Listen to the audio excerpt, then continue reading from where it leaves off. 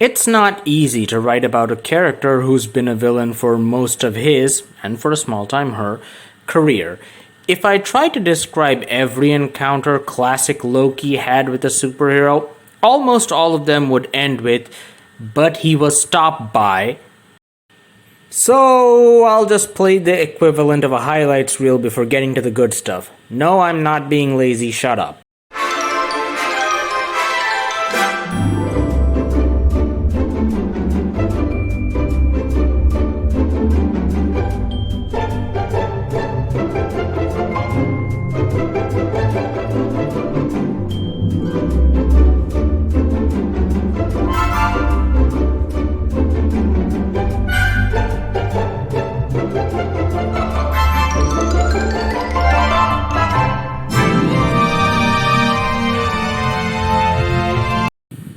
So, not exactly a stellar career as a villain, right?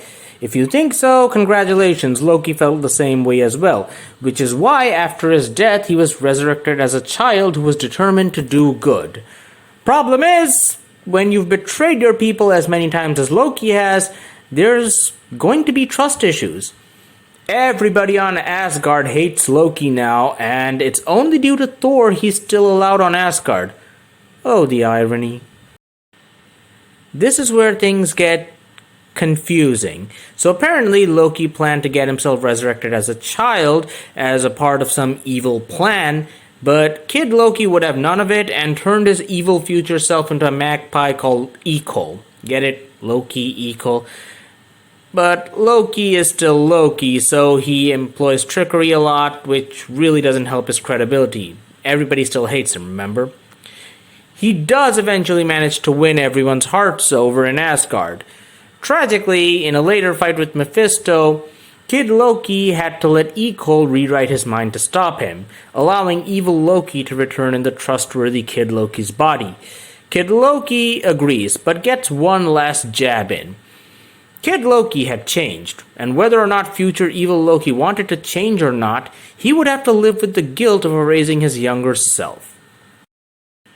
Evil Loki, as Kid Loki, would hang out with the Young Avengers for a while, and this series is where the new Loki got fleshed out as a character under the pen of Kieran Gillen. He initially helps the Young Avengers out of his personal reasons, then to save his skin, then again for his personal reasons, is then aged up to a young adult because Tom Hiddleston is now playing Loki, therefore he needed a sexy bad boyification stat. And then finally confessed his crimes after being faced with manifestations of his guilt.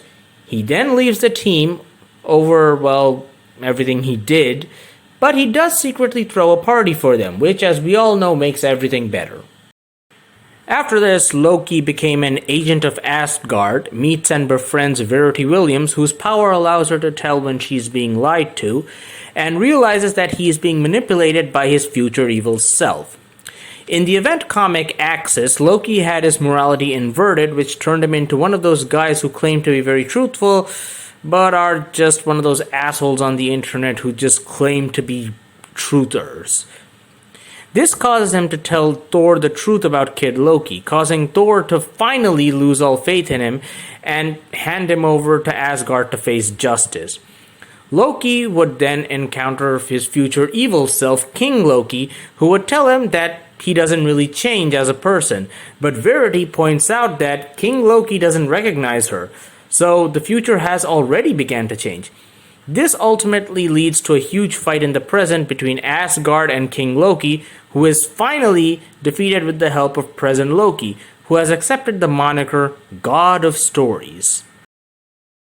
After Secret Wars, Loki is sent to infiltrate Malekith's alliance to find out what he was planning. He also ran for President of the United States, tried to collect the Infinity Stones, became Sorcerer Supreme for a while, and fought the Avengers on behalf of a group of invading Dark Celestials. But remember, it's Loki, guys. Anything he does always has a secret meaning behind it.